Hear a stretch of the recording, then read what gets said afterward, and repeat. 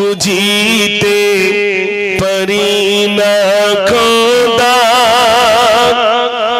মহিমা তোমার তুমি কাউকে করো ভিখারিয়াত কাউকে জমিদার বুঝিতে পারি না খোদা মহিমা তোমার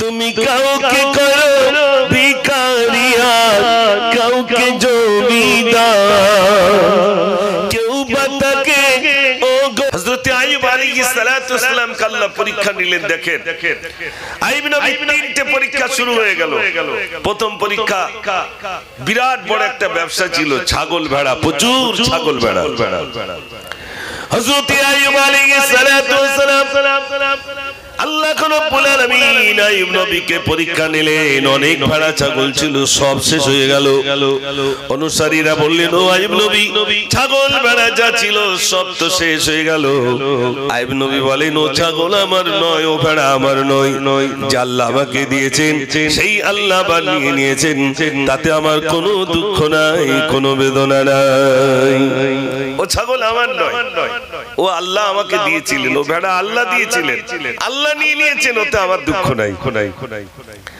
হযরত আইয়ুব আলাইহিস সালাতু ওয়াস সালাম প্রথম পরীক্ষায় পাস করলেন আইয়ুব নবী আল্লাহ দ্বিতীয় পরীক্ষা নিলেন একটা ঘর তৈরি করেছিলেন ঘরটা তো জমিনে গেড়ে গেল অনুসারীরা বললেন আইয়ুব নবী ঘর তৈরি করেছিলেন ঘরটা তো জমিনে গেড়ে গেল আইয়ুব নবী বললেন ও ঘর আমার নয় যে আল্লাহ আমাকে করবার ক্ষমতা দিয়েছিলেন সেই আল্লাহ আবার নিয়ে নিয়েছেন তাতে আমার কোনো দুঃখ নাই কোনো বেদনা নাই জোরে বলুন না সুবহানাল্লাহ আল্লাহ ঘর করার ক্ষমতা দিয়েছেন ঘরটাও নিয়ে নিলেন এই তো এখান থেকে এই পর্যন্ত অনেকে দেখলাম পেপার দিয়ে ছাওয়া কোন রকম অ্যালবেস্টারও নেই কত কষ্টে রয়েছে এটা পরীক্ষা আইয়ুব নবীর ঘর জমিনের তলায় চলে গেল আইয়ুব নবী বলছেন ও ঘর আমার না যে আল্লাহ আমাকে দিয়েছিলেন সে আল্লাহ নিয়ে নিয়েছেন ওতে আমার যন্ত্রণা নেই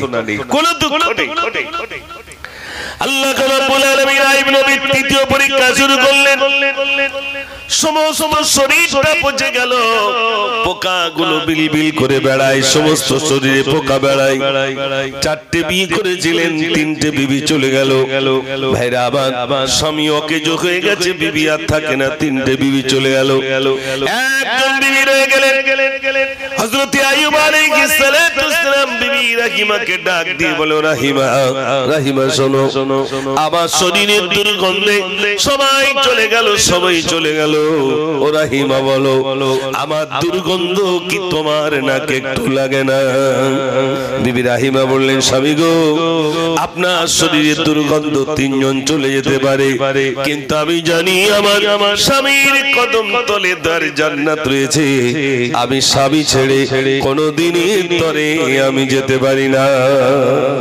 জোরে বলুন না সুবহানাল্লাহ স্বামী ছেড়ে যাচ্ছে না বিবি আচ্ছা আমি মুজাফফরেই বসে আছি এখন আপনারা আমাকে ভালোবাসেন আমার শরীরে যদি এইরকম বড় একটা ঘা থাকে পচন থাকে পাশে আর কেউ আসবে বলবো না জোরে বলে তখন রুমাল সব নাকে দিয়ে সর্বনাশ দেখ পোকাগুলো কি করে বিলবিল করে বেড়ায় চারটে বিয়ে করেছিলেন তিনটে বিবি চলে গেছে বিবি রাহিমাকে ডাক দিয়ে বলল রাহিমা আমরা তাই ছেড়ে চলে এসেছি তুমি যদি ওই নোংরাগুলো আচ্ছা আমার দিকে তাকান ভাই সব বসে যান ভাই না বসলে একটা মনোসংযোগ আপনারা যদি না ফিরিয়ে আনেন তাহলে আমার বলতে তো ভালো লাগবে না ভাই একটু বসো সবাই বসে যান একবার তাকবীর দেন সবাই মিলে আওয়াজ দেন নারে তাকবীর আর একটু জোরে দেন নারে তাকবীর মাশাআল্লাহ আল্লাহ আল্লাহ আল্লাহ আল্লাহ তুমি আকা তুমি মাওলা তুমি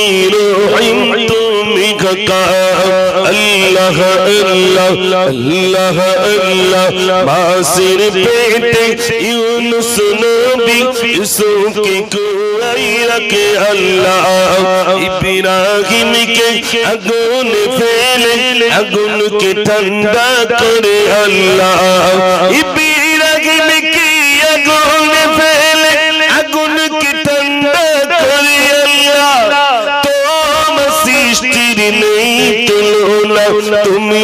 সবার মাবুদ আল্লাহ আল্লাহ আল্লাহ আল্লাহ আল্লাহ তুমি আকা তুমি মাওলা তুমি রহিম তুমি খোদা আল্লাহ আল্লাহ আল্লাহ আল্লাহ আল্লাহ আল্লাহ আওয়াজ দেন সবাই মিলে দেন নারে তাকবীর মাশাআল্লাহ মাশাআল্লাহ ভাইরা হযরত আইয়ুব আলাইহিস সালাতু ওয়াস সালামের কথা বলছেন আচ্ছা আমার ভাইরা বসছে না কেন এই চট বলি তাই নাকি না চেয়ার দেন না অসুবিধা কি আছে এদিকে কিছু চেয়ার বেশি আছে ভাইদের দেন যারা হয়তো নিচে বসতে পারছে না একটু চেয়ার দেন অসুবিধা কি কারণ সবাই নিচেই যে বসতে পারবে এমনটা নয় আমি সকলের কাছে অনুরোধ করব ভাই এত সুন্দর জায়গা সব বসুন সবাই বসে যান বিরাট লম্বা সময় ধরে তো হবে না অল্প সময় হবে বসুন সবাই বসে যান এই সামনের দিকে আছে আর একটু আগে আসেন দিন ভাই এই সামনে যা বসে আছেন একটু আগে আসেন ভাইরা একটু আগে আসেন বাবজি একটু আগে আসেন একটু আগে আসেন তাহলে পিছনে সবাই বসতে পারবে মাশাআল্লাহ সবাই বসতে পারবে সবাই বসতে পারবে আপনি একটু আগে আসেন জিকির করে লা ইলাহা ইল্লাল্লাহ লা ইলাহা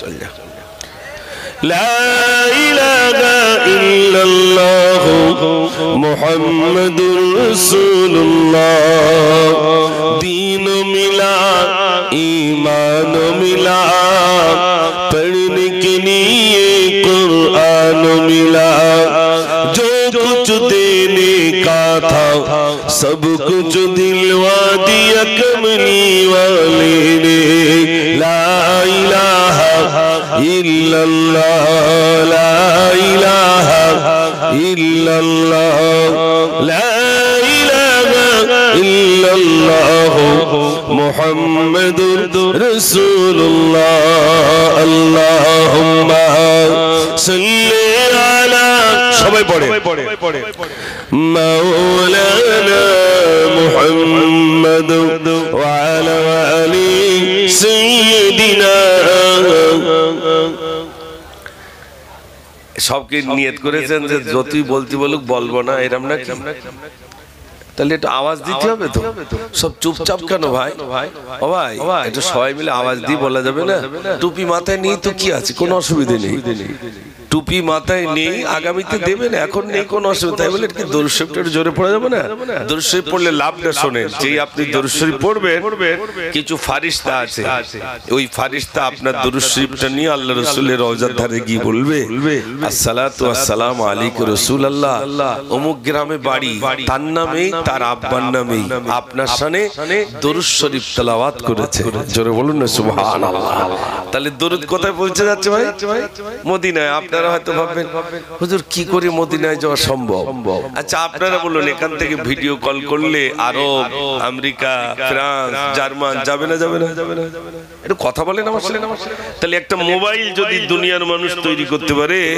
যেখান থেকে কল করলে অমুক জায়গায় চলে যায় এখান থেকে ভিডিও কল করলে ছবি পর্যন্ত সে জায়গায় দেখা যায় তার ছবি এখানে দেখা যায় এটা দুনিয়ার মানুষ তৈরি করেছে তাই তো নাকি আর বুদ্ধিটা দিয়েছে কে একটু জোরে বলে আচ্ছা আমি মাইকে বলছি সাউন্ড বার হচ্ছে ওখানে এত কে তৈরি করেছে এগুলো মানুষ কিন্তু ওই মানুষের ব্রেনে বুদ্ধিটা দিয়েছেন কে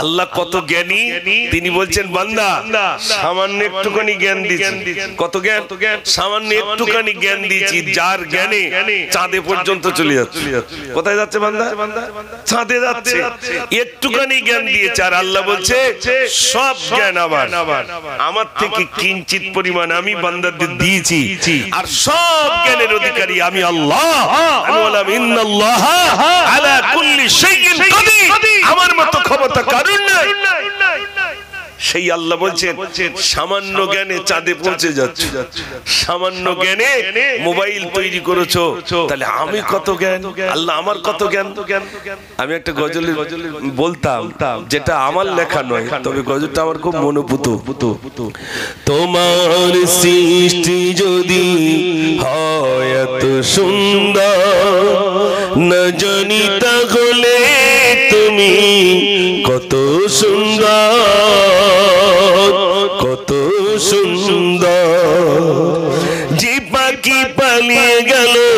সুদূরে যে নদী হারিয়ে গেল তে প্রান্তরে সেই নদী সেই পাখি যদি হয় এত সুন্দর না জানি তাহলে তুমি কত সুন্দর কত সুন্দর জোরে বলুন না সুবহানাল্লাহ আল্লাহ কি না তৈরি করেছেন নদীগুলো কোথাতে বেঁকে বেঁকে কোথায় পর্যন্ত চলে গেছে আমাদের অজানা আমাদের অজানা আল্লাহ রাব্বুল আলামিন বলছে সব আমি তৈরি করেছি বান্দা আর সামান্য জ্ঞান দিয়েছি তাতে তুমি পৌঁছে গেছো চাঁদে সামান্য জ্ঞান দিয়েছি তাতে তুমি তৈরি করেছো মোবাইল তাহলে আপনারা বলুন যে মোবাইলে ভিডিও কল করলে কালতে আমেরিকা বলেন ফ্রান্স বলেন জার্মান বলেন ইতালি বলেন পৃথিবীর প্রান্তে প্রান্তে পৌঁছে যাবে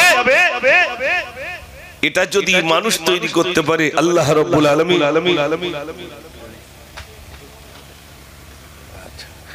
তো সেই আল্লাহ রাব্বুল আলামিন তিনি বলছেন যে বান্দা তুমি যদি এটা পারো তাহলে আমি পারি কিনা আল্লাহ রাব্বুল আলামিন অগণিত ফেরেশতা তৈরি করেছেন কাবা বাইতুল্লাহ সোজাসুজি বাইতুল মামুর এই বাইতুল কাবা শরীফের যে নাম দেখেছেন তোয়াব করতে দেখেছেন আরে হ্যাঁ না বলেন না ইউটিউবে দেখেছেন মানুষ তোয়াব করে ওই রকম বাইতুল মামুরে ফেরেশতারা তোয়াব করেন যে ফেরেশতা একবার তোয়াব করেন ওই ফেরেশতা কিয়ামত পর্যন্ত আর চান্স পান না তাহলে কত ফেরেশতা আল্লাহ রাব্বুল আলামিন সৃজন করেছেন একটু জোরে বলুন না সুবহানাল্লাহ একবার তোয়াব করার সুযোগ পাবে ফেরেশতা আর সুযোগ পান না কিয়ামত পর্যন্ত আর সুযোগ পাবেন না তাহলে আল্লাহ রাব্বুল আলামিন কত ফেরেশতা তিনি নিয়োজিত করেছেন এরকম কোথাও যখন জলসা হয় কোথাও যখন কোরআন হাদিসের আলোচনা হয় তখন কিছু ফেরেশতা অলিতে গলিতে ঘোরাফেরা করে ভাইরা আমার এই ফেরেশতা আল্লাহর কাছে গিয়ে বলেন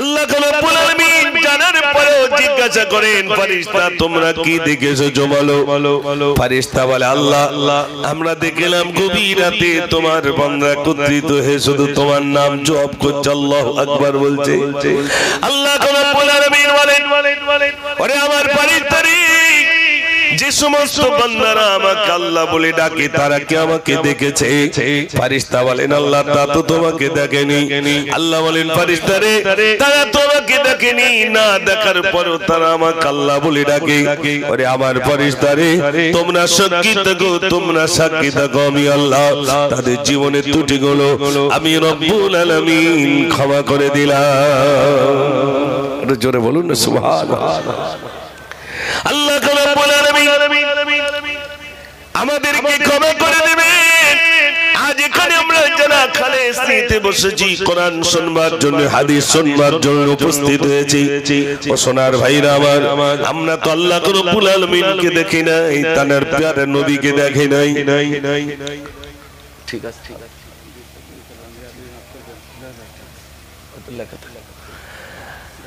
আচ্ছা আচ্ছা ওখান থেকে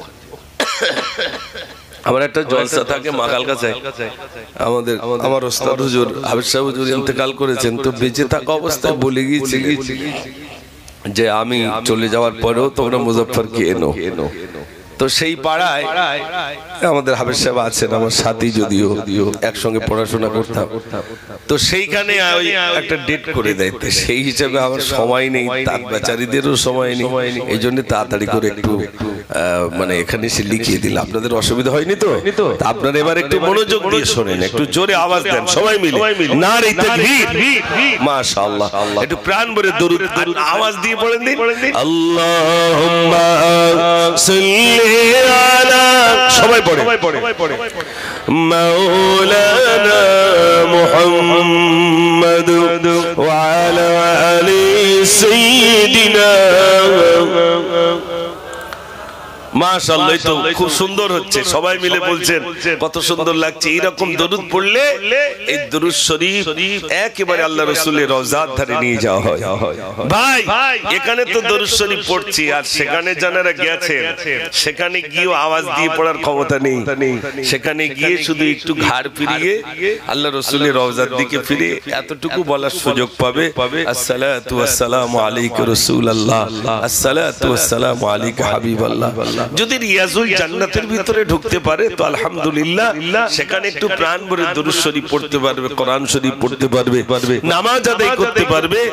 তাছাড়া আর বাইরে এসে দরুদ শরীফ পড়বে, কিন্তু আপনার বাবু সালাম দিয়ে ঢুকবে আর বাবে বাকি দিয়ে বার হবে, শুধু এতটুকু বলার সুযোগ, ওই ঘাড় ফিরিয়ে বলা আসসালাতু ওয়াসসালামু আলাইকা রাসূলুল্লাহ, আল্লাহ রাসূলকে সালাম দেওয়া, আর রাসূলকে সালাম জানালে রাসূল তার জবাব দিতে থাকেন। জোরে বলুন না সুবহানাল্লাহ। আমার ভাইরা, আমরা তো টাকা পয়সা গুলো নিয়ে সব এই তো জানুয়ারি মাস আসতেছে, এখন থেকে সব গাড়ি টাড়ি সব কমপ্লিট, চল জাতি হবে 1 জানুয়ারি ধুমধাম।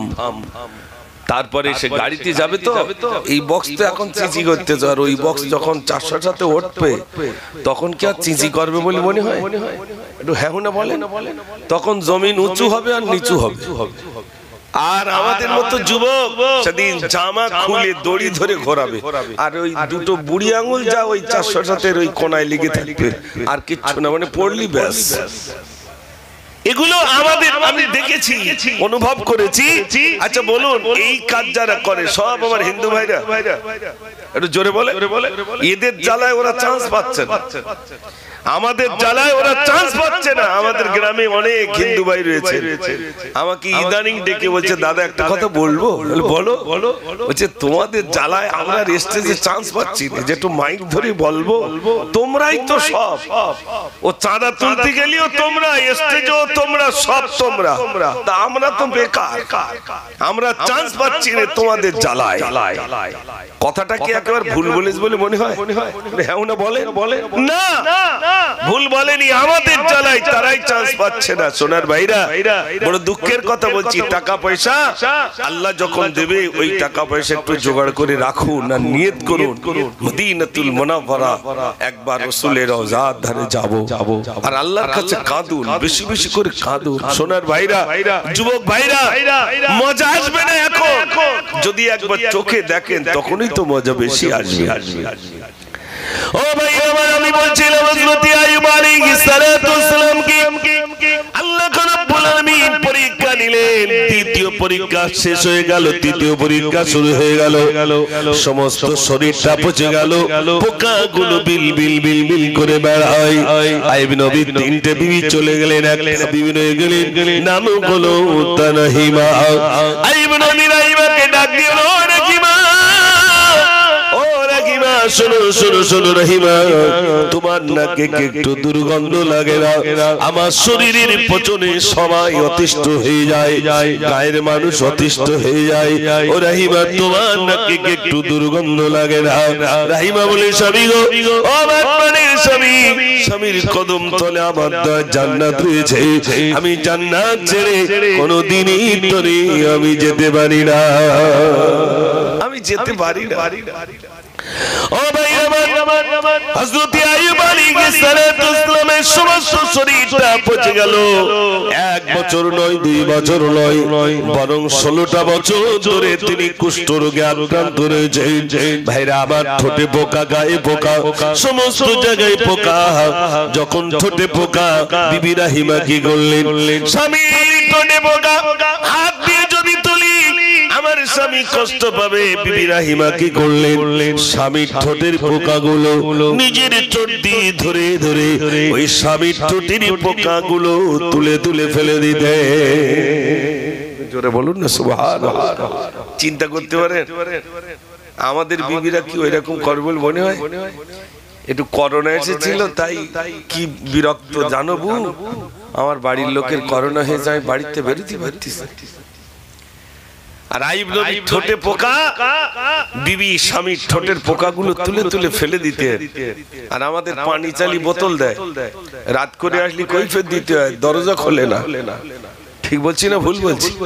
আপনি রাত করে আসবেন, দরজা খুলবে না, এত রাত্রি কোথায় ছেলে, আগে সে কৈফিয়তটা দাও। তারপর ও সোনার ভাইরা, হযরত আইয়ুব আলাইহিস সালামের সমস্ত শরীর পচে গেল, গায়ের মানুষ অতিষ্ঠ হলো। এবার কি করবেন তার শিষ্যরা, কি করবেন? হযরত আইয়ুব আলাইহিস সালামকে একটা খাটিয়ার উপরে তুললেন, খাটিয়া ধরে ধরে পাড়াতে অন্য পাড়ায় নিয়ে গেলেন। সেই গায়ের মানুষরা বলে, তোমরা এখান থেকে নিয়ে যাও, এখান থেকে নিয়ে যাও, আমরা সহ্য করতে পারি না, এত দুর্গন্ধ আমরা সহ্য করতে পারি না, অন্যত্র নিয়ে যাও।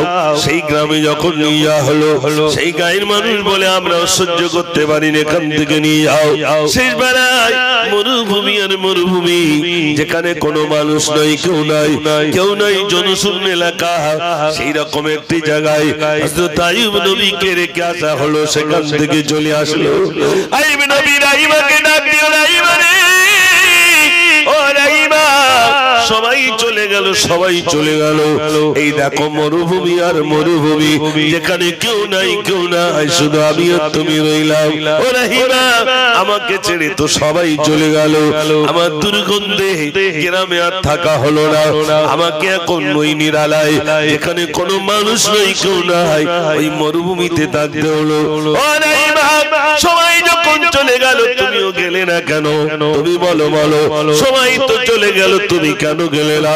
ইব্রাহিম বললেন, স্বামী গো, আমার যতই বিপদ আসুক না কেন, আমি স্বামীর কদম ছেড়ে কোনদিনের তরে আমি যেতে পারি না।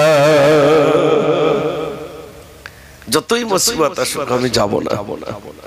আইয়ুব নবীর শরীর সব পচে গেল, পোকা।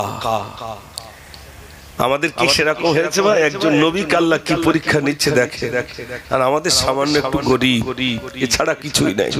তারপরে কোনদিন ক্ষুধার তাড়নায় বলবেন যে হুজুর, আমি একদিন মানে আমার পেটে কিচ্ছু যায়নি, সেদিন আমি ক্ষুধা অবস্থায় ছিলাম, বাড়ি চাল ছিল না, কিচ্ছু ছিল না, রাত এবং মানে দুসাজ বা একটা দিন আমি অনাহারে ছিলাম, বাড়ি কিচ্ছু ছিল না।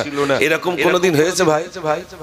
হ্যাঁ না বলেন, যদি হয়ে থাকে তা বলেন যে হুজুর হ্যাঁ হয়েছে, তাহলে অন্তত মনে করা যাবে একটা শূন্যত আদায় হয়েছে। হয়েছে কারণ হয়নি, এত লকডাউন গেল, তারপরেও মানুষ এসে বাড়িতে পৌঁছে দিয়েছে, এই নেন চালগুলো, এই নেন ডাল, এই নেন আলু, আপনার খাওয়া দাওয়া করবেন। ওই স্কুলে খাওয়ার ইন্তজাম করেছে, অনাহারে ছিলাম না। আর ফাতিমাতুজ জাহরা রাদিয়াল্লাহু তাআলা আল্লাহর নবীর কাছে এসেছে, আল্লাহর নবী সাল্লাল্লাহু আলাইহি ওয়াসাল্লামের কাছে, বিশ্ব নবী সাল্লাল্লাহু আলাইহি ওয়াসাল্লামের কলিজার টুকরি ফাতিমাতুজ জাহরা রাদিয়াল্লাহু তাআলা এসে বলছেন, আব্বা জান, আমার হাসান আর হুসাইন 3 দিন অনাহারে রইলেন। আল্লাহর নবী সাল্লাল্লাহু আলাইহি ওয়াসাল্লাম পেটের কাপড়টা উঁচু করে বললেন, ফাতিমা, ও ফাতিমা, শোনো, আমিও 3 দিন অনাহারে ছিলাম, দেখো আমার পেটে এখন পাথর বাঁধা রয়েছে। ফাতিমা, শোনো, দেখো আমার পেটে পাথর বাঁধা রইল। ও ফাতিমা, তুমি ক্রন্দন করো না, তুমি এইখানে একটুখানি কষ্ট করে এসো।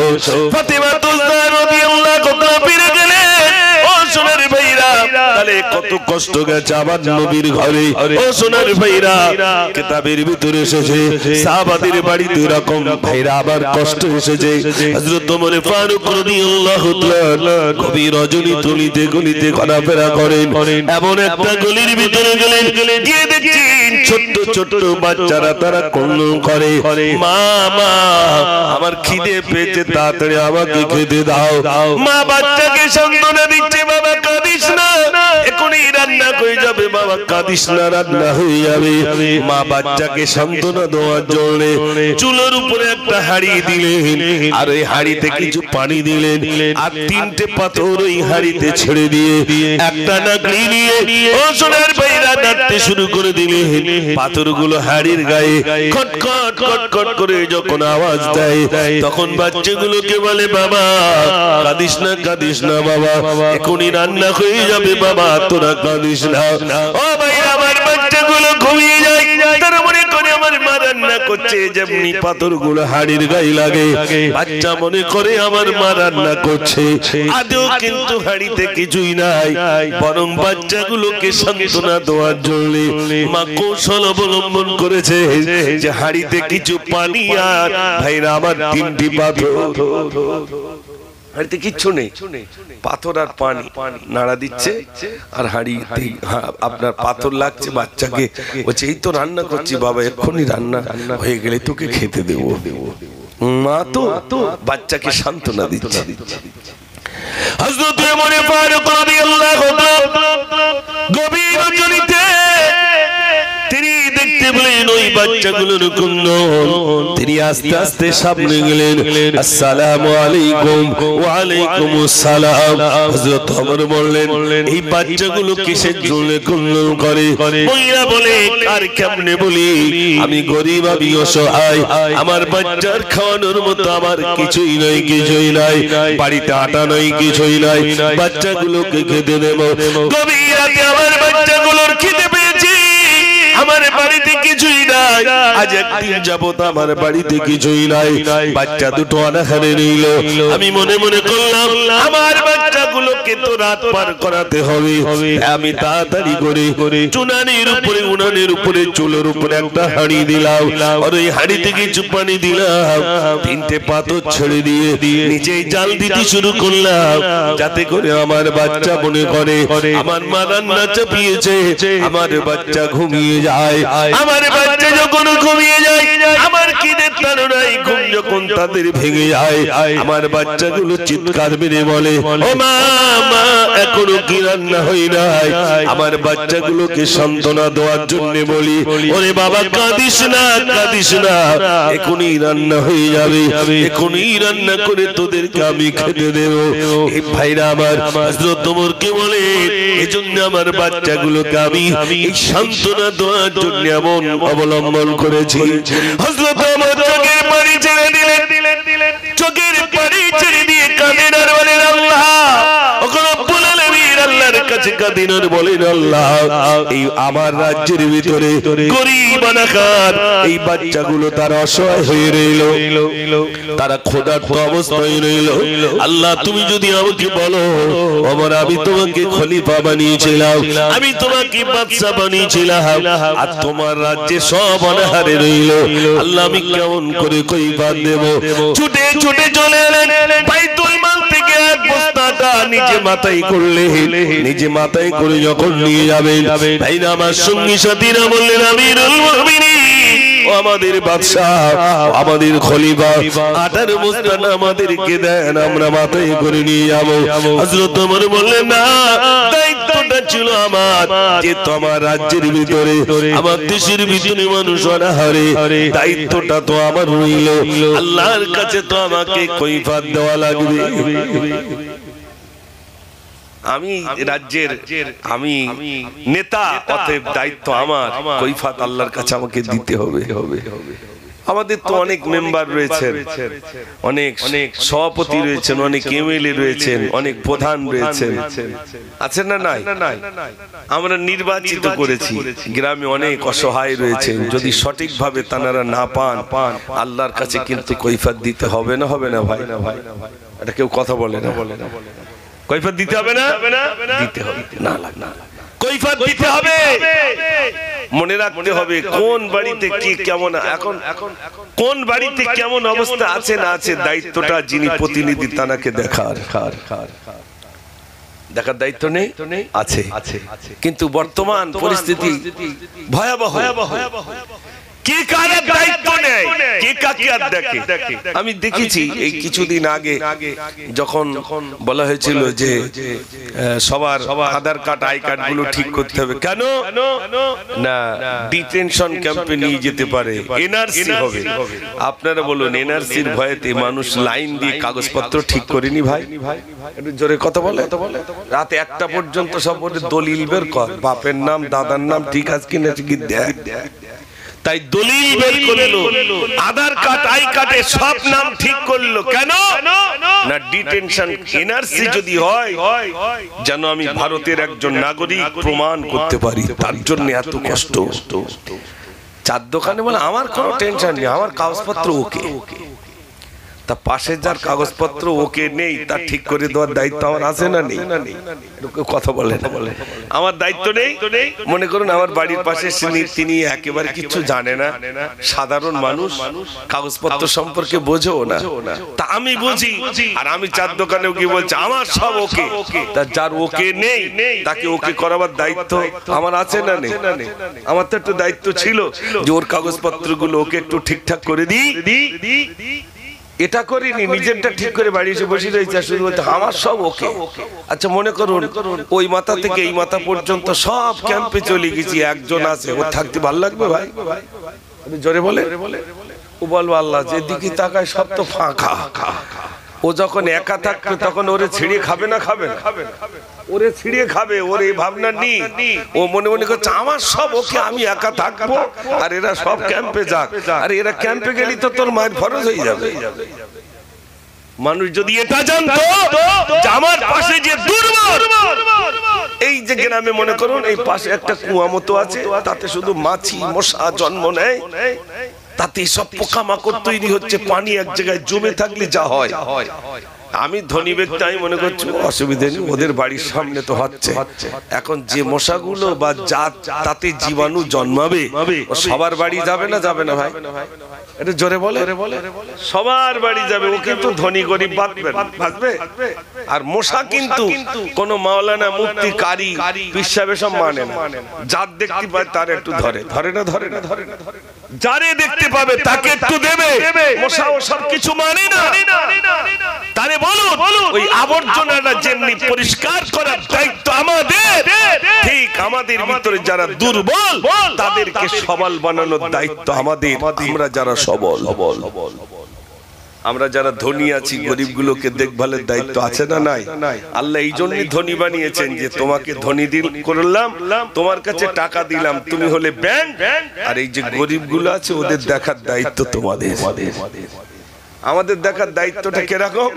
বছরে একবার লুঙ্গি কিনি, ওই মালঞ্চে জাকাতের লুঙ্গি কিনতে পাওয়া যায়, ওই পাঁজাখানি কিনেছি, আর সব লিস্ট ধরে ধরে এবারে এক এক করে ডাকতে চলে এসো, একটা করে লুঙ্গি দিয়ে আর 10টা হাত ধরে দেই, দেখো আমি লুঙ্গি দিচ্ছি, সব ক্যামেরা তোলো। জাকাতের লুঙ্গি, জাকাতের শাড়ি, এইগুলো আমাদের দায়িত্ব। আর তার বাড়ি অসুস্থ হয়ে পড়ে রয়েছে, সে অসহায়, তার বাড়ি চাল নেই, কিছু নেই, এগুলো দেখার দায়িত্ব আমাদের ছিল না? ছিল না ভাই? জোরে বলে দায়িত্ব ছিল। ও গরিব ভাইরা শুনে নেন, কৈফাত আপনাদেরকে দিতে হবে না। আল্লাহ যাদের ব্যাংক বানিয়েছেন তাদের কৈফাত দেওয়া লাগবে, রেহাই নাই, রেহাই নাই। ও সোনার ভাইরা, আমি আপনাদের কাছে বলছিলাম হযরতে আইয়ুব আলাইহিস সালাতু ওয়াস সালামের কথা বলছিলাম। ও সোনার ভাইরা আমার, হযরত ওমর ফারুক রাদিয়াল্লাহু তাআলা কথা বলছিলাম। বাইতুল মাল থেকে এক বস্তা আটা নিজে মাথায় করে আনলেন, ওই মহিলার সামনে গিয়ে বললেন তাড়াতাড়ি করে তুমি রুটি বানিয়ে দাও, রুটি বানিয়ে বাচ্চাগুলোকে খেতে দাও। মহিলা বললেন কে আপনি? বলছে আমার পরিচয় আপনি পরে শুনবেন, তবে সকাল বেলা গেলে ওই যেখানে বাদশা বসেন, ওই বাদশার দরবারে গেলে সকাল বেলা গেলে তার থেকে বেশি মাল তিনি দিয়ে দেবেন, অবশ্যই আপনি যাবেন। মহিলা সকাল বেলা গিয়েছেন, গিয়ে দেখছেন সর্বনাশ, যে মানুষটা মাথায় করে আটা বয়ে এনেছিলেন উনি তো অন্য কেউ নন, উনি তো প্রধানমন্ত্রী, উনি হলেন আমিরুল মুমিনিন খলিফাতুল মুসলিমিন হযরত ওমর, নিজে মাথায় করে আটা বয়ে এনেছিলেন।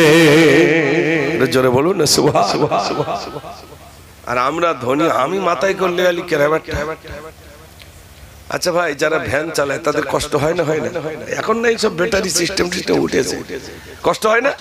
হয়। তো এরকম কোনোদিন দেখেছেন যেখান থেকে চৌমাথা পর্যন্ত যাব, তা তুমি গরিব মানুষ আর আমি ধনী ব্যক্তি, তোমার গাড়িতে উঠেছি, তা তোমার একটু কষ্ট হচ্ছে, তা ওই গাবতলার থেকে কি হাবাসপুর থেকে ওই চৌমাথা পর্যন্ত ওই ফাঁকটা আমি চালিয়ে নিয়ে যাবো, তুমি একটু বসো, এরকম হয় কোনোদিন?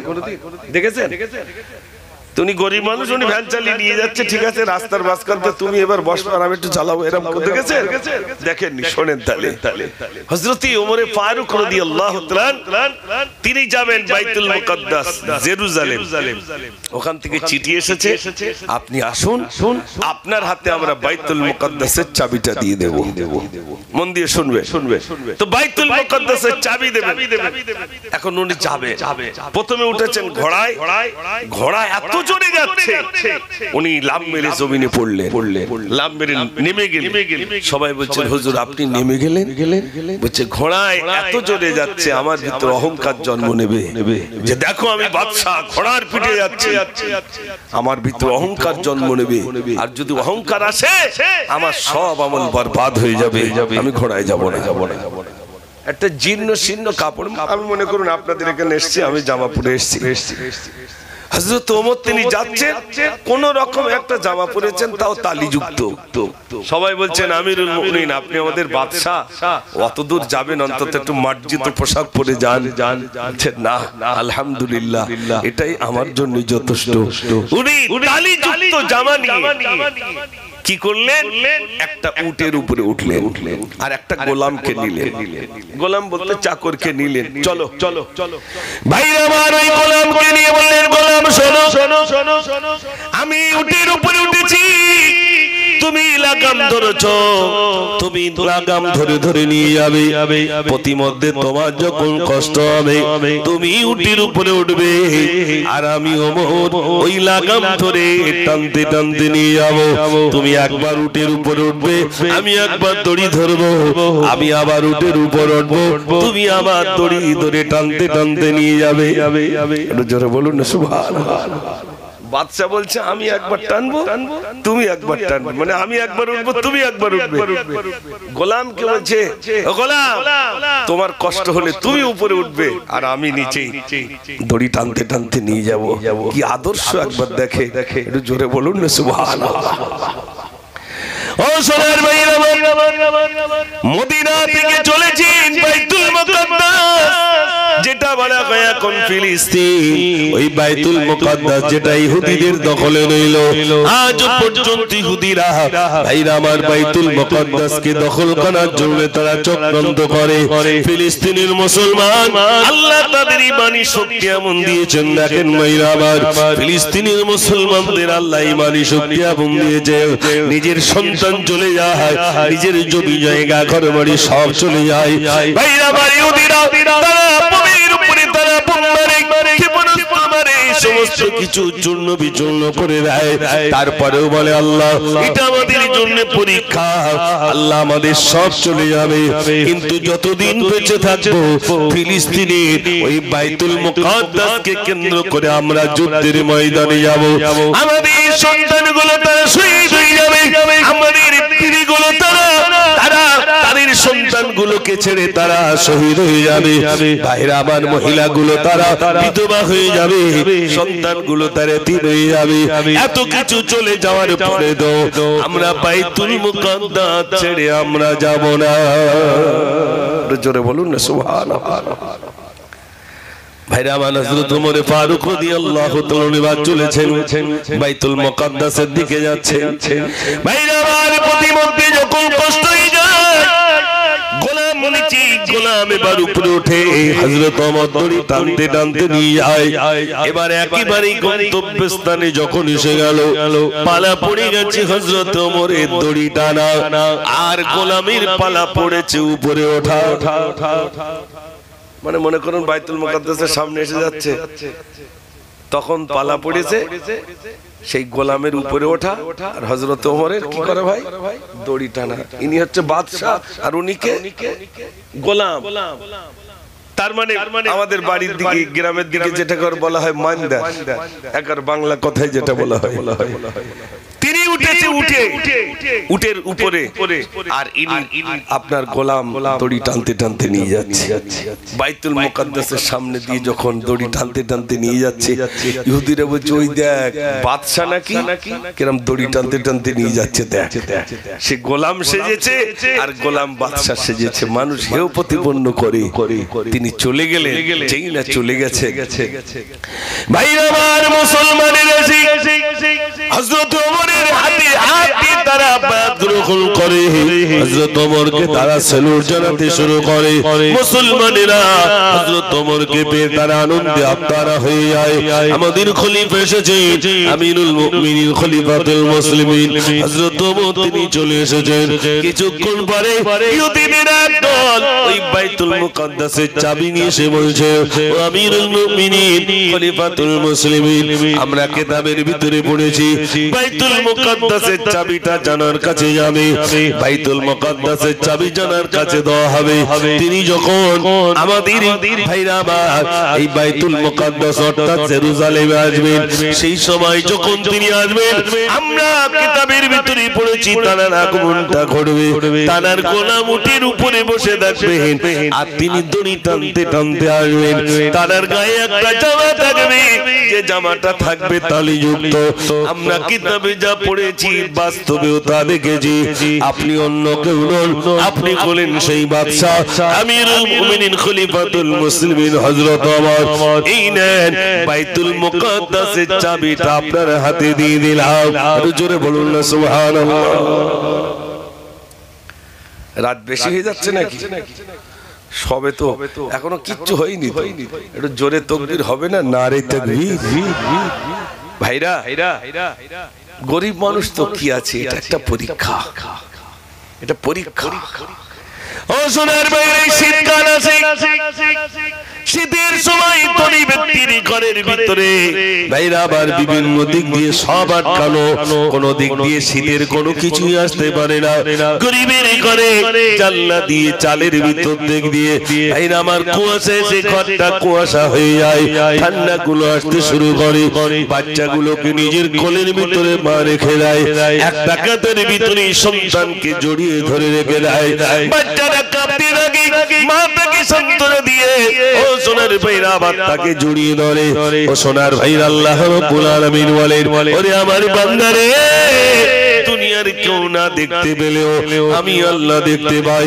শীতের সময় ওই গরিব করে শীতের কম্বল নাই কিছুই নাই কাঁপতে কাঁপতে বাচ্চাটা যখন তার মায়ের কোলে যায় ভাইরা আমার আল্লাহ রাব্বুল আলামিন বলে বান্দারে ওগুলা আমি দেখতে পাই বিরাট ঠান্ডায় তুই কাঁপিস আমি দেখতে পাই আমি যখন বর্ষা দিই ওই বর্ষার পানিগুলো ঘরের ভিতরে ঢোকে ঘরের ভিতরে যখন যায় বান্দারে সমস্ত জায়গায় এখানে একটা পাটি দিয়ে রেখেছে ওখানে একটা জগ দিয়ে রেখেছে চাল থেকে টপ টপ টপ টপ করে পানি পড়ে যখন প্রচন্ড ঝড় হয় তখন কলিজার টুকরা সন্তানকে তক্ত বসিয়ে তোলে দিয়ে বলে বাবা তুই ওখানে বস না জানি ঘরটা দুর্বল রইল যদি পড়ে যায় তাহলে মরণ হয়ে যাবে আমরা মরি কিন্তু আমার ছোট বাচ্চাটা যেন কোনো আঘাত না হয় তার জন্য তক্ত বসে তলায় দিয়ে বলে বাবা তুই ওইখানে বস প্রচন্ড ঝড় উঠেছে নিজের বাচ্চা নাকি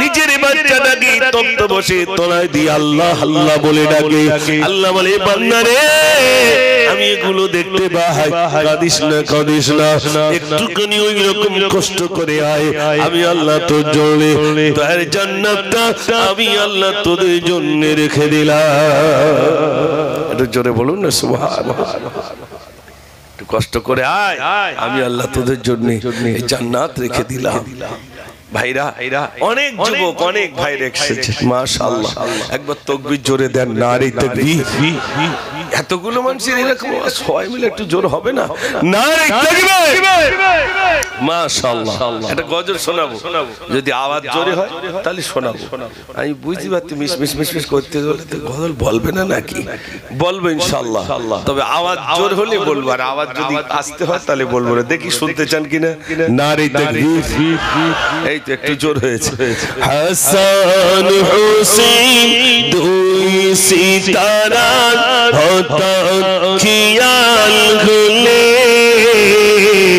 ছুট এসে উঠতো তারা কামলিওয়ালার কোলে কহে তুই রে সুরমা মাটি যায় নয়নে আকা রজনী সেদিন দুঃখ পালে চাঁদ দিতে নূর টিকা সূর্যমুখী সোনার মালা পরিয়ে দিত কলা সোনা ঝরা রোদের তারা কে তুলতা দোলা ধুলা বলি কাকুর নিয়ে খেলা খতম হলে ছুটে এসে উঠতো তারা কামলিওয়ালার কোলে হাসান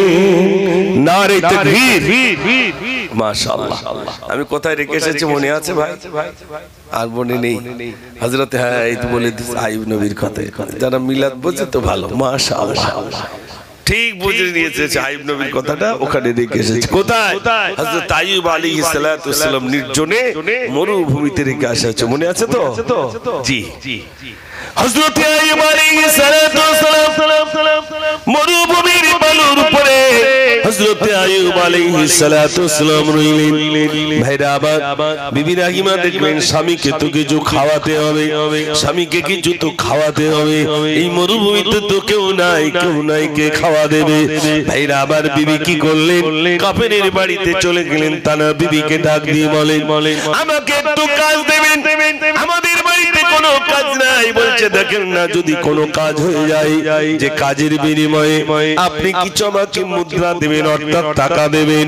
আমার স্বামীর জন্য আমি কিছু কিনে নিয়ে যাব বলছে আমার বাড়িতে কোনো কাজ নাই তবে তোমার মাথার চুলটা বড় সুন্দর ওই চুলটা যদি দিতে পারো বিনিময়ে আমি তোমাকে কিছু মুদ্রা দেব যে মুদ্রাগুলো তুমি খরিদ করে তোমার স্বামীর জন্য কিছু কিনে নিয়ে যেতে পারবে বলছে না না আমি দেব না আমার চুল ধরে আমার স্বামী উঠে বসেন আমার চুল ধরে আমার স্বামী শুয়ে পড়ে তারপরে সব পচে গেছে তো ধরলে চামড়া উঠে যাবে তাই কি করেন ওই বিবি চুল ধরে আস্তে আস্তে শুয়ে পড়ে আবার চুলটা ধরে আস্তে আস্তে উঠে বসে যেহেতু চুল তা বিবি রাহিমা বলছেন আমার চুল আমি দেব না আমার স্বামী চুল ধরে উঠে বসে না আবার চুল ধরে আস্তে আস্তে শুয়ে পড়ে এই চুল আমি দেব না ভাইরা আমার কবিরের স্ত্রী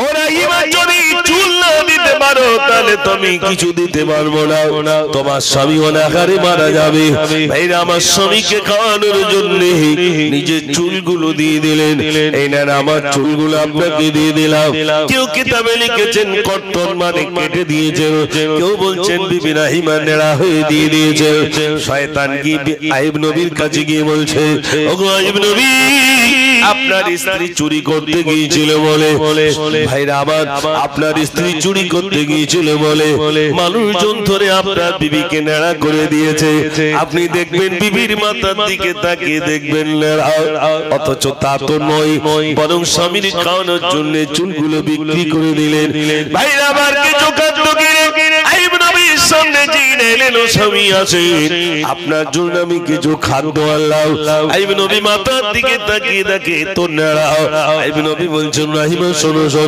তোমার খাদ্য তুমি খাবো না তুমি যে অন্যায় করেছো 100 বেত্রাঘাত যতক্ষণ না মানবো তোমাকে বিবি রূপে আমি আর মানবো না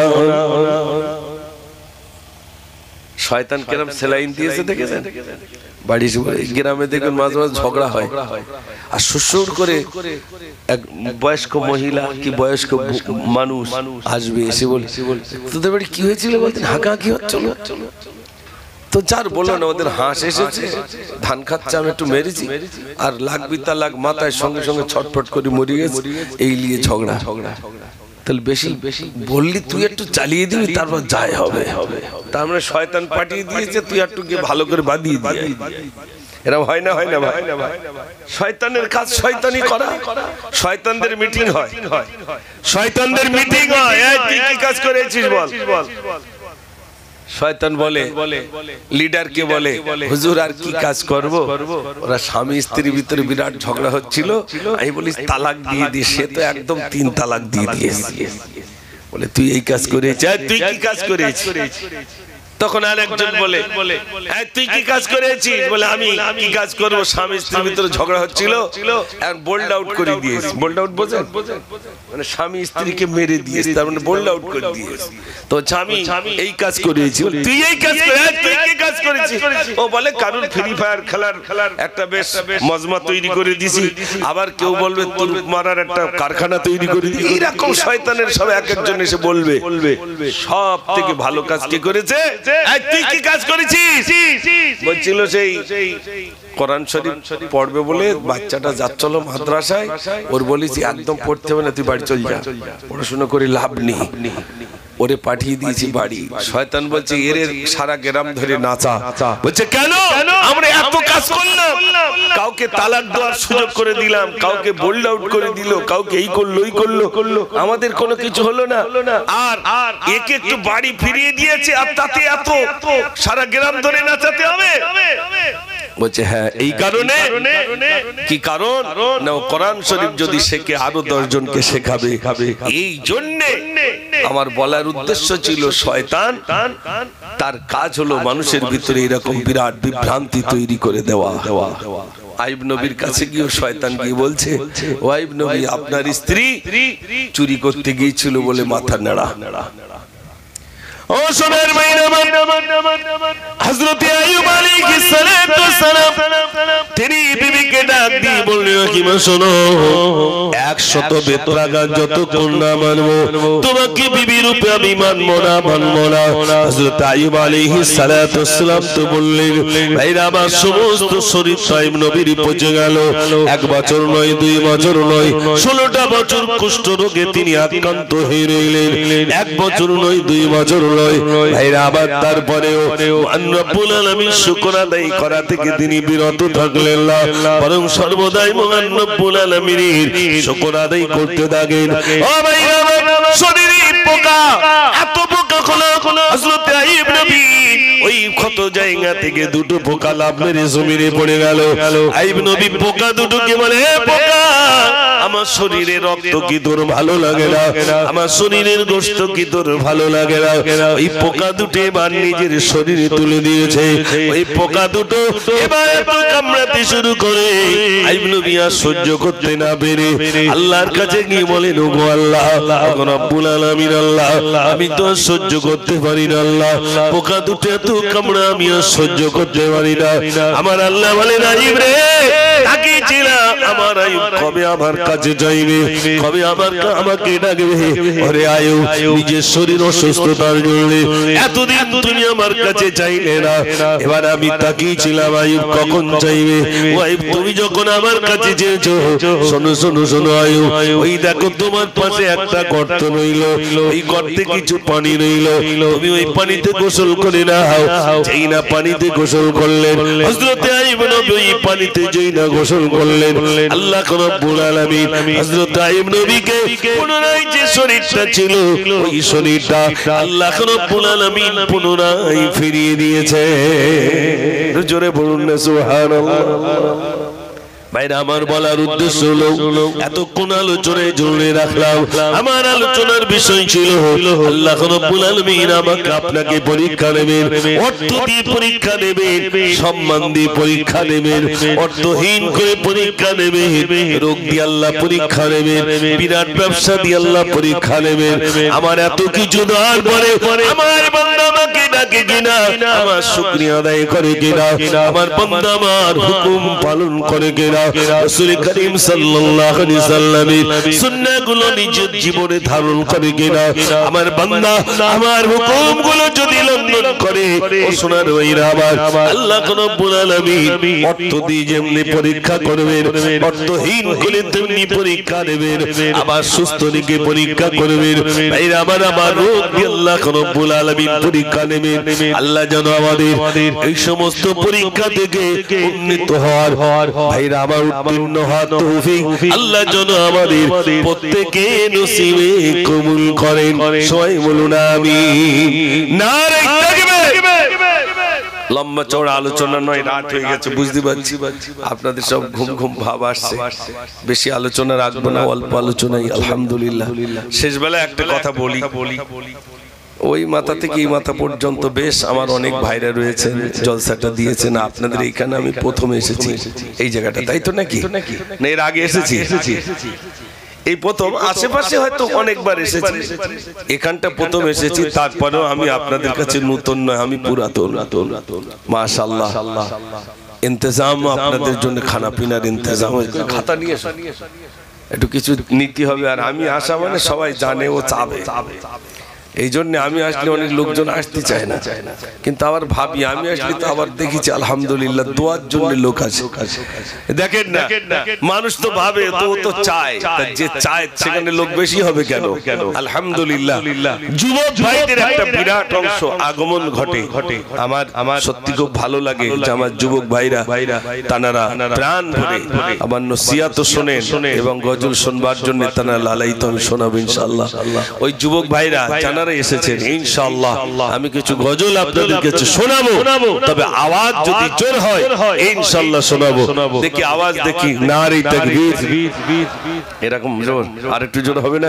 নারে তাকবীর। দে দোলা দে দোলা দে দুলনাতে দোলা দে গা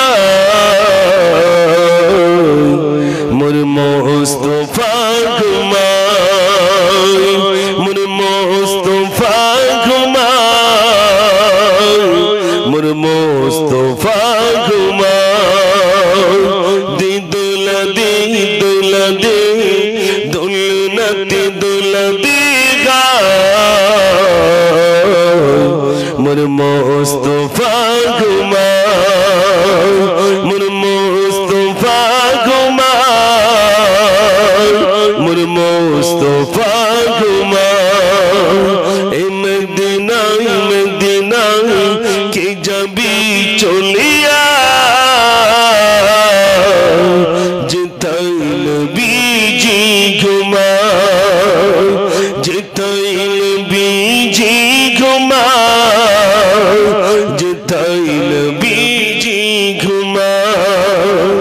হাজিরা খুঁজে যায় কালো কাবা ধরে কয়, হাজিরা খুঁজে যায় কালো কাবা ধরে কয়, মোর গুনাহ মাফি চায়, যেথায় নবীজি ঘুমায়, যেথায় নবীজি ঘুমায়, যেথায় নবীজি ঘুমায়। আওয়াজ দেন নারে তাকবীর। মাশাআল্লাহ। বলেন বলেন আজ কিছু আপনাদের জন্য তাবারুক হিসেবে খাতা নিয়ে আসতে। জি জি, কোনটা? আচ্ছা আচ্ছা বলবো ইনশাআল্লাহ। ও আসবে যে রাহাবাত, তার মানে কোন গজল? ও মাশাআল্লাহ ইনশাআল্লাহ শোনাবো।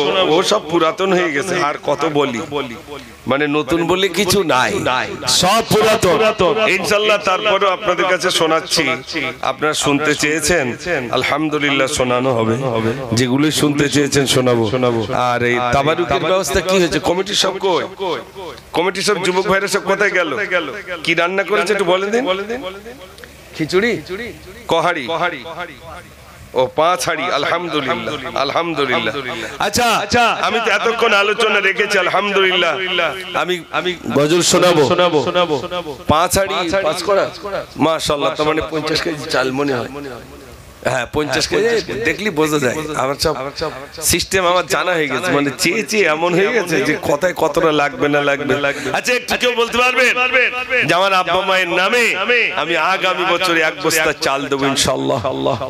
1 বস্তা মানে বড় বস্তা না, ছোট বস্তা 25 কেজি ওলা। কেউ বলতে পারবেন একজন যে ইনশাআল্লাহ আমি 25 কেজি আমার আব্বা মার নামে 25 কেজি চাল দেবো? কে আছেন বলেন বলেন বলেন।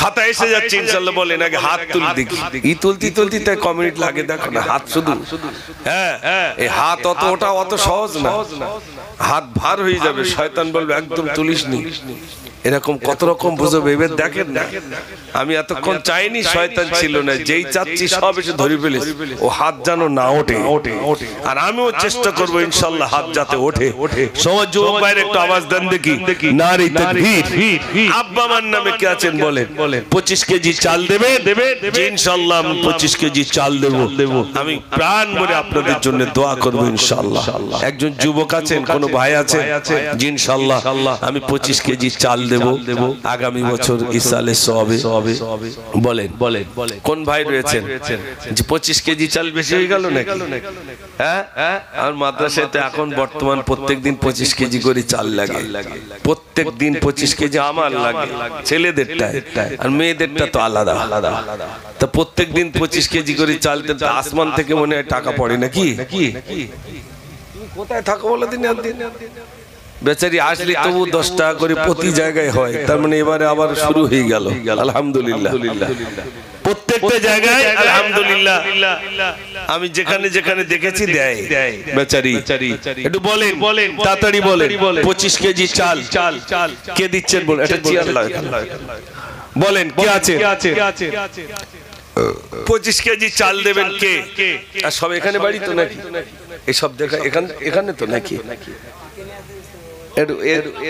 আচ্ছা মাশাআল্লাহ বলেন 25 কেজি চাল আচ্ছা এখানকার যারা আছেন তানাদের ভিতর আগে বলুন তো দেখি যে ইনশাআল্লাহ আমি 25 কেজি চাল দেব আমার আব্বা মার নামে দেব বলুন একটুখানি জায়গা তো আব্বা মা দিয়ে গেছে শোয়ার জায়গাটা ঘর করার জায়গাটা তো আব্বা মা দিয়েছে সেই অনেক আব্বা মা তানারা চলে গেছেন সেই আব্বা মার নামে বলুন কি আছেন 25 কেজি চাল ইনশাআল্লাহ আমি আগামী বছরে 25 কেজি চাল দেব আল্লাহ যেন আপনার দানকে কবুল করেন বলুন কোন ভাই রয়েছেন না তাজ গজল আর হবে না ইনশাআল্লাহ বলেন দিলে বলবো না দিলে ওই পর্যন্ত তাড়াতাড়ি বলেন আমার জন্য নিচে না নাম কি হয় তাহলে কিন্তু সমস্যা হাতটা ধরলে তখন সমস্যা হবে আমি নিচে ইলেবে যখন দেখবো উপরে হচ্ছে না তখন কি করবো উপরতে জাল ফেলে যদি না হয় তাহলে জলকারে লাভ দি হয় সেই রকম হয়তো লাভবো তখন কিন্তু সমস্যা হবে একটু হাত তোলেন যে 25 কেজি চাল দেবো ইনশাআল্লাহ একজন তোলেন দিদি শুরুটা করে দেন বলেন একজন 25 কেজি চাল দিয়ে শুরুটা করে দেন যে হুজুর আমি 25 কেজি চাল দেবো বলেন তো ঘুমাচ্ছে নাকি কিছু বোঝা যাচ্ছে না একবার তাকবীর দেন দিন দেখি জেগে আছে কি একবার দেখে নি নারী তাকবীর ও ঘুমিয়ে পড়েছে বুঝতে পারতেছি এসো শরীফুল এসো দিন তুমি না হলে চাল কেউ দিচ্ছে না এসো মাশাআল্লাহ বলেন তাড়াতাড়ি বলেন কে দিয়েছে গোশ ব্যাপারী 10 টাকা নাকি কি সব বড়াস এরকম হচ্ছে আব্দুল মাতিন তার নানি তার মানে মাশাআল্লাহ সে নানার বাড়ি এসছে তার নানিমা বলছে আমি দেব 25 কেজি চাল মাশাআল্লাহ একজন মহিলা যা পাওয়া গেল গ্রামে একটু জোরে আওয়াজ দেন সবে ভান্ডারের টাকা খুলেছে আলহামদুলিল্লাহ রব্বুল আলামিন আল্লাহ তুমি দানকে কবুল করো মনের আশা পুরো করো ও রব্বুল আলামিন আল্লাহ আব্দুল মাতিনের নানি মাতা দেনা বেরে বলে আমি 25 কেজি চাল নেব আল্লাহ তুমি দানকে কবুল করো মনের আশা পুরো করো রব্বুল আলামিন আল্লাহ কাল কিয়ামতের দিনে আল্লাহ তুমি নাজাতের জরিয়া বানিয়ে দিও সবাই বলুন আমিন নারী তাকবীর বলেন গজল আজ দুজন মিলে বলবো শরীফুল বলবো আমিও বলবো তবে দিতে হবে চাই নাকি শরীফুল কি বলো হ্যাঁ ইনশাআল্লাহ কই মাইক আরেকটা দাও দিন দেখি আমি যেই মানে জিরিয়ে নেবো তুমি একটা চালিয়ে দেবো অসুবিধা নেই মাইক আছে দাও আজ অনেকক্ষণ হবে তবে দিতে হবে না দিলে আজ হ্যাঁ না দিলে গজল হবে না কই বলেন আর একজন 25 কেজি চাল দেন কলেজ আছে দুজন মিলে বলবো তো বলেন কই আরেকজন বলেন 25 কেজি চাল ইনশাআল্লাহ আমি দেব 25 কেজি চাল তাড়াতাড়ি বলেন কই নেই আরেকজন বলেন এতটা যুবক আছে না তো দর্জির কাজটা তো হয় এদিকে না কি বলে দেন তাহলে সেলাই কাজ তো ভালোই হয় মাশাআল্লাহ। তাহলে বলেন 25 কেজি চাল বলেন। ও ঠিক আছে, আবার অনেকে পিছনের কাতারে বসে আর টাকা টেন সামনে লেখলি হয়, একটু হয় ওরকম পিছনে ঠিক দিয়ে দেবে, যিনি দেবেন একটু বলে, নইলে শরীফুলের নিচে লাগাবো যে ভাই তুমি দাও, কিচ্ছু করার নেই। এখানে দেবেন না তো দেবেন কোথায়? হ্যাঁ একটু বলে তাড়াতাড়ি বলে, তাড়াতাড়ি বলে। জি ইনশাল্লাহ বলবো। সকিনার গজল, এই আল্লাহ ও তোমার মনে নেই। ও সকিনা আর কেঁদো না, ফেলো না তুমি চোখের পানি,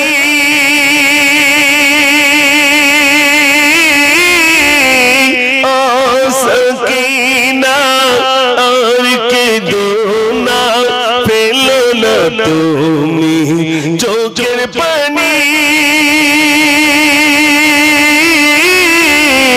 ও সকিনা।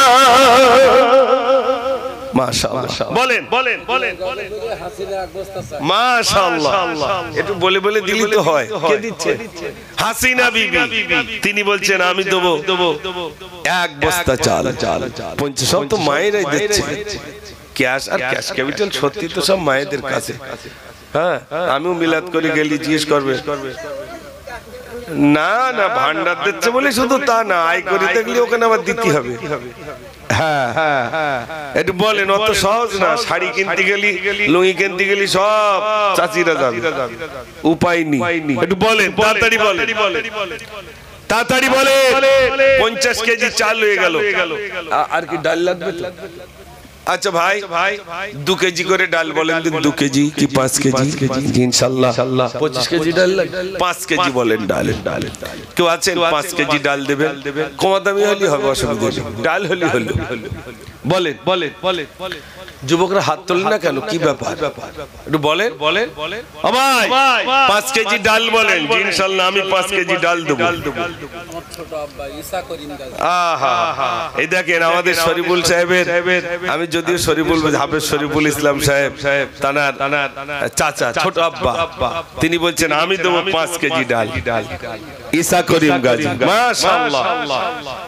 দয়ারি সাগর নবী আমার প্রতি ঘরে ঘরে, মধুর কলমা পড়ে নিও থাকবা নিরাপদে, প্রতিদিন দর পাড়ি যেতে মদিনা,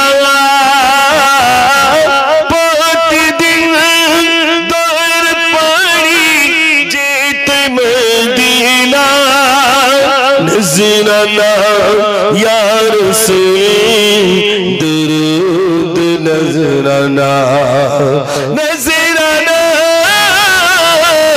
या रसूल दुरूद नज़राना। नाराय तकबीर, जोरे হবে না নারায়ে তাকবীর, আরো জোরে নারায়ে তাকবীর। শরীফুল একটু বলো গজল বলো।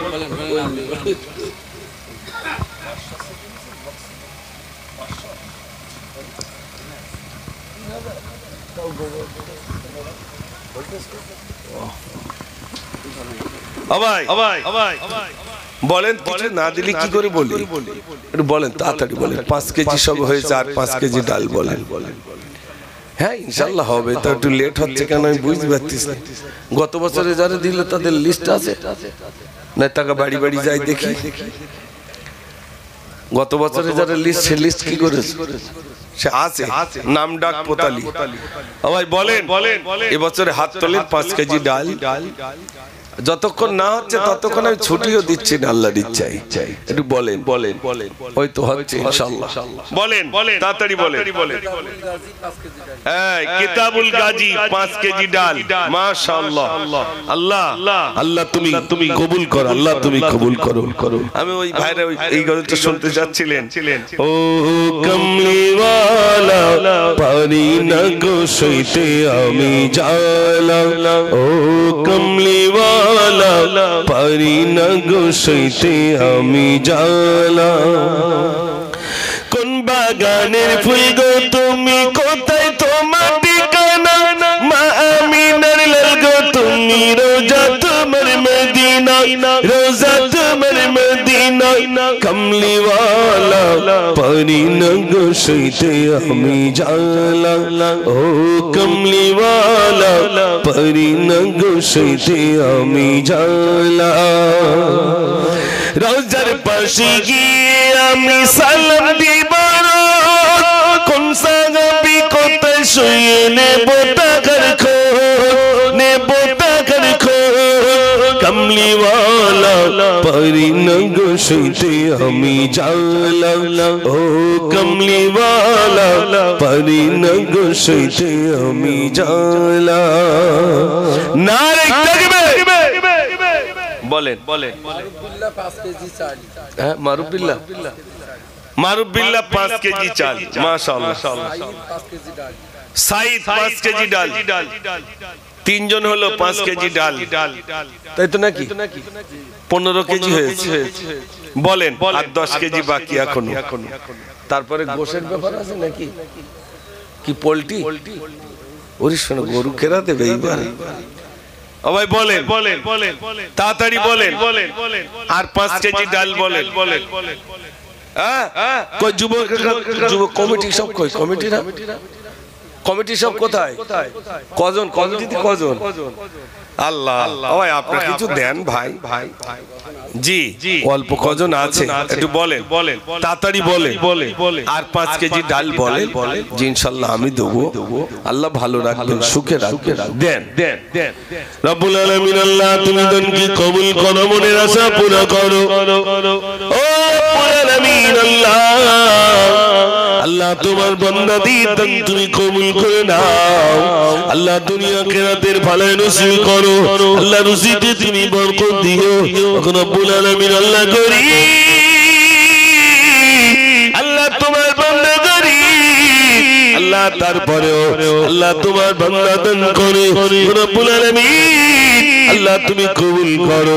ভাই মুরব্বি যা গত হয়ে গেছেন আল্লাহ এই সওয়াব তাদের পৌঁছে দিয়ে কবরটাকে জান্নাতের বাগিচা বানিয়ে দিয়ে সবাই বলুন আমিন। বলে তাড়াতাড়ি বলেন। যার 5 কেজি ডাল আমি দেবো ইনশাআল্লাহ। বলেন ভাই হবে না? একটু হাত তোলেন। কোন আছে এখানে দর্জি ভাইরা রয়েছে, সেলাই কাজ করে? কারা? ওস্তাগার নি কেউ? একটা ওস্তাগার নি? কেউ ধরা খায় না কেন? একটা ওস্তাগার কই? কোন ওস্তাগার ভাই নেই? যে ইনশাআল্লাহ আমি দেবো 5 কেজি ডাল। কি জানারা সেলাই কাজ করেন একটা কারখানায়, যে হুজুর আমরা 5-7 জন মিলে কাজ করি, 1 কেজি ডালের দাম কত গো? 110 টাকা। এইটুকু দিতে পারবো না? 5 জন মিলে 5 কেজি ডাল দিতে পারবো না ভাই? 100 টাকাও দিতে পারবো না? দেন একটু দেন, আল্লাহ ভালো রাখবে, আল্লাহ ভালো রাখবে। আল্লাহ কত বিপদ আপদ থেকে আমাদেরকে হেফাজত করবে। দেন কত গাড়িতে বিভিন্ন জায়গায় যাতায়াত আমরা করি, দানের বিনিময়ে আল্লাহ আমাদেরকে হেফাজতে রাখবেন ভাই। দান একটা বিরাট জিনিস, একটু দেন। কত মুসিবত থেকে আল্লাহ আমাদেরকে শেফা দেবে। দান করলে কোনোদিন কমে না, 1 দেবেন 2 হয়ে যাবে। আপনি দান করবেন যা, তাছাড়া ডবল হবে। যদি ভাবেন, ওই একটা ভাই হাত তুলিস, কি দেবে? ডাল দেবে 5 কেজি। মাশাআল্লাহ। তোমার নাম কি বাবু? ইয়াসিন মন্ডল, মাশাআল্লাহ। দেখেন তো একটা যুবক ছেলে ইয়াসিন 5 কেজি ডাল দেবে, নাই 500 টাকা বছরে গেল। ও ভাই বিশ্বাস করেন, আমি এই আমাদের হাফেজ শরীফুল ইসলাম সাহেব দেখে এসেছেন, বা ওনার কলিজার টুকরা ছেলে আমার ওখানে পড়ে, আমাদের এই মানে না ওনার ছেলে আমার ওখানে পড়ে, আলহামদুলিল্লাহ। কয়েকটা ছেলে আমার কাছে পড়ে, মানে আমার মাদ্রাসা, আলহামদুলিল্লাহ। তো বলার উদ্দেশ্য, আগে ওই লজিং ছিল, বাড়িতে বাড়িতে খাওয়া দাওয়া করতে। তো আমার এক মানে একটা বাড়ি যদি খেতে দেয় তাহলে একটা ছেলে চান্স পাবে, আর যদি না খেতে দেয় তাহলে তো বাচ্চা তো চান্স পাচ্ছে না। এক চাচি এত গরিব, সেই চাচির বাড়িতে নিয়ে, চাচিমা এই ছেলেটাকে একটু খেতে দেবেন, যদি খেতে দেন তাহলে মাদ্রাসা একটু পড়ার সুযোগ পাবে। চাচি আমার উত্তর দিচ্ছে, খোকা তোমার চাচা তো একেতে কাজ বাজ করে না, তাতে আবার তুমি একটা এনেছো, তা আমি কি করে দেবো? তাই বলি চাচি, ওই ভাত খেতে গেলি বা হাঁড়িতে কিছু জড়িয়ে থাকে না, ওই ভাতগুলো তো হাঁস মুরগি খায়, তো মনে করুন এটা একটা মুরগি পাখি একটা বেশি করে পুষছি, ওই যেগুলো বেশি হবো ওকে নাই দেবেন, ডাল খাবেন তো ডাল, আলু ভর্তা কোনো অসুবিধা নেই, একটু দেবেন, এর থেকে এক মুঠো তুললি ওরটা হয়ে যাবে। আর বেশি দিন দিতে হবে না, 1 সপ্তাহ দেন, 1 সপ্তাহ পরে আমি আসবো, ওকে নিয়ে অন্য জায়গায় দেবো। 1 সপ্তাহ কোন রকমের চাচি দিল, আমি 1 সপ্তাহ পর ওই চাচির বাড়িতে গিয়ে, চাচিমা বাচ্চাটা রাখবো না নিয়ে যাবো? চাচি উত্তর দিচ্ছে, শোনে বলছে, খোকা তুমি সেই যে বাচ্চাটা দিয়ে গেলে, সেই থেকে যেন আমার বাড়িতে বরকত এসে গেছে। জোরে বলুন না সুবহানাল্লাহ। বাচ্চাটাও যায় না, বরকত আসে না, বাচ্চা গেল, বাড়িতে বরকত দেখা দিল। আপনি ভাবছেন 5 কেজি ডাল দিলে বুঝি অনেক চলে যাবে? না, আপনার ব্যবসায় বরকত হবে। কত বালা মুসিবত থেকে আল্লাহ আপনাকে হেফাজত করবে। যুবক ভাইরা দেখেননি, ওই তো মেটিয়াপুরে যেতে যেতে কত মানুষ পাল্টি খেয়ে শেষ, আর ফিরে আসছে না।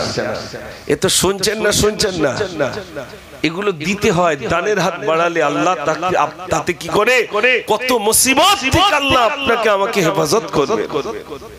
আজ 200 টাকা দেবেন, কাল পেয়ে যাবেন 400 টাকা। কালকে কত উপার্জন করবেন আপনাদের জানা আছে? জানা নাই? আল্লাহ বলছে সব আমি জানি। বান্দা তুমি দিলে, তুমি আমার দিকে যদি হেঁটে হেঁটে আসো, আমি তোমার দিকে ছুটে যাই। তুমি আমার দিকে 1 পা অগ্রসর হলে, আমি তোমার দিকে 2 পা অগ্রসর হই। তুমি আমার দিকে হেঁটে আসলে, আমি তোমার দিকে ছুটে যাই। একটু জোরে বলুন না সুবহানাল্লাহ। বলে আর 5 কেজি ডাল বলে, ইনশাআল্লাহ আমি 5 কেজি ডাল দেবো। আচ্ছা হ্যাঁ বলবো ইনশাআল্লাহ। আর 5 কেজি ডাল দিলি ওইটা বলি। আচ্ছা দাঁড়াও, তা কিছু নেই বলে।